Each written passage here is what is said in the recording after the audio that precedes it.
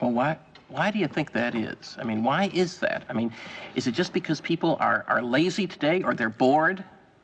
I mean, are we just like bored, spoiled children who've just been lying in the bathtub all day, just playing with their plastic duck, and now they're just thinking, well, what can I do? Okay, yes.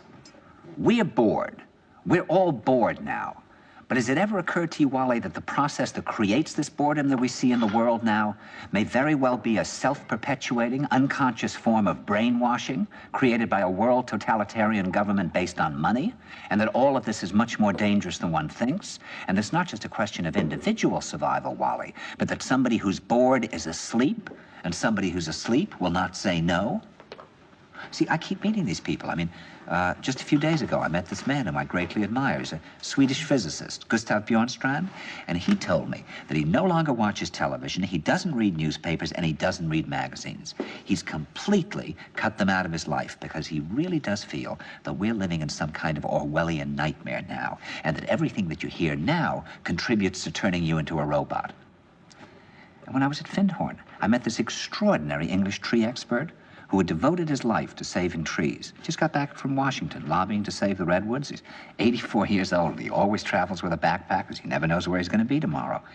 And when I met him at Findhorn, he said to me, "Where are you from?" And I said, "New York." He said, "Ah, New York, yes, that's a very interesting place. Do you know a lot of New Yorkers who keep talking about the fact that they want to leave but never do?" And I said, "Oh, yes." And he said, "Why do you think they don't leave?" I gave him different banal theories. He said, "Oh, I don't think it's that way at all."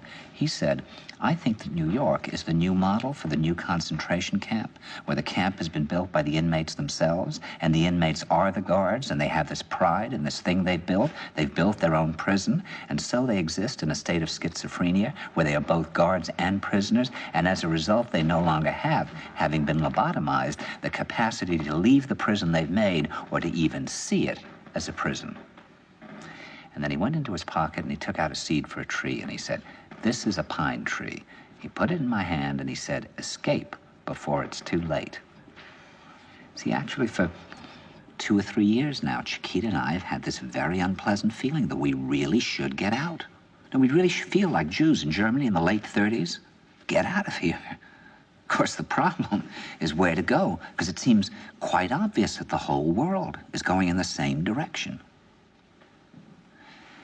See, I think it's quite possible that the 1960s represented the last burst of the human being before he was extinguished, and that this is the beginning of the rest of the future now, and that from now on there'll simply be all these robots walking around, feeling nothing, thinking nothing, and there'll be nobody left almost to remind them that there once was a species called a human being, with feelings and thoughts, and that history and memory are right now being erased, and soon nobody will really remember that life existed on the planet.